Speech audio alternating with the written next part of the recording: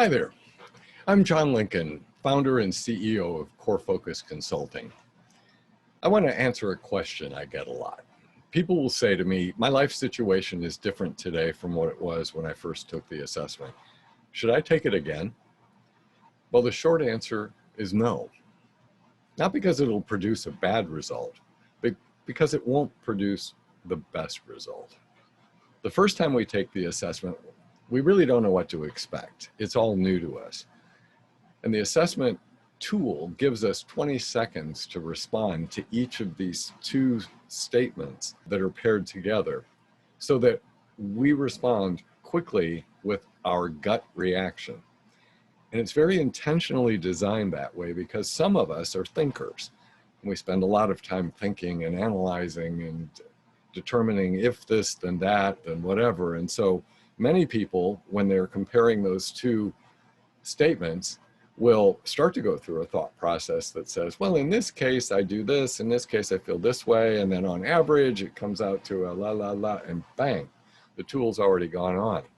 What you learn really quickly is that you have to respond quickly and with your gut reaction. That way, the result comes from deep within. It's an immediate response. It's who you most naturally are as you respond to the question. We also have unconscious memory. So the first time we take the assessment, as I said, it's a bit of a new thing to us, and we're responding with our guts.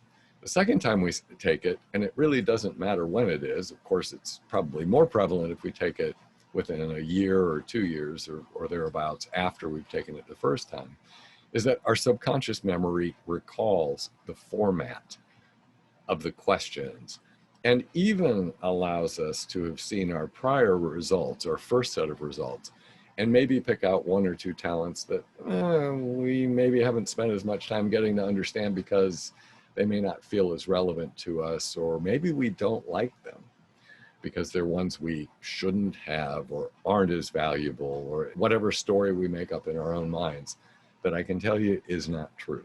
Once we take the assessment, we have our results.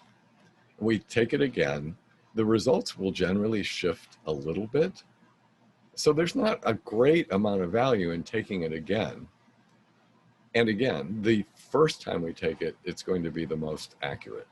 Now, people will say, well, I'm different from who I was. Well, yes, you are different from who you were in terms of your life and what's happening at any given time.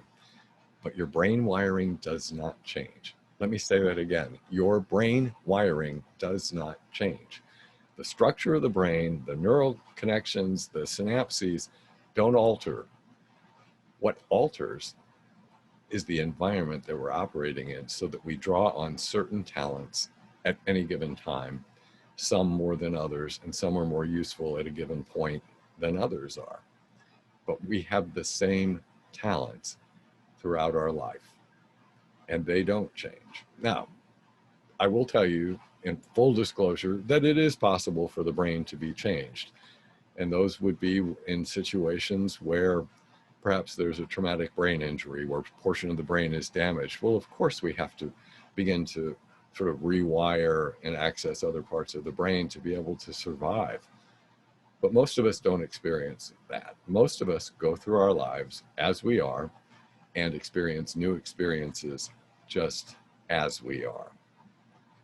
And so it may be that you feel that you would be better served at a given point in your life to take the assessment again, but I strongly recommend against it. And I equally strongly recommend that you get to know your top 5 talents, and if you have access to them, your top 10, because they truly are who you are. And through conversation, we can delve deeper into those.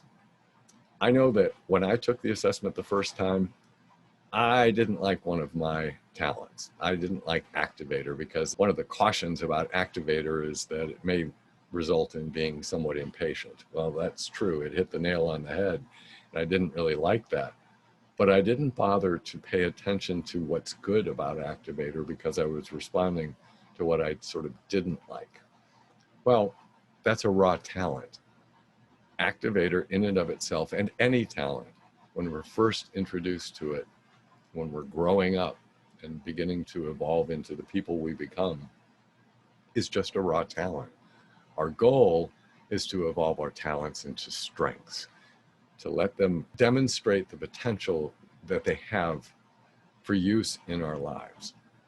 And the way we do that is to lean into them. First, to become aware of them by taking the assessment, obviously. Second, it's by acquiring skills that relate to that talent, by acquiring knowledge about the talent. How does this work? What's it look like in other people? What fits for me? When do I get myself into trouble with this? When is it the most powerful for me?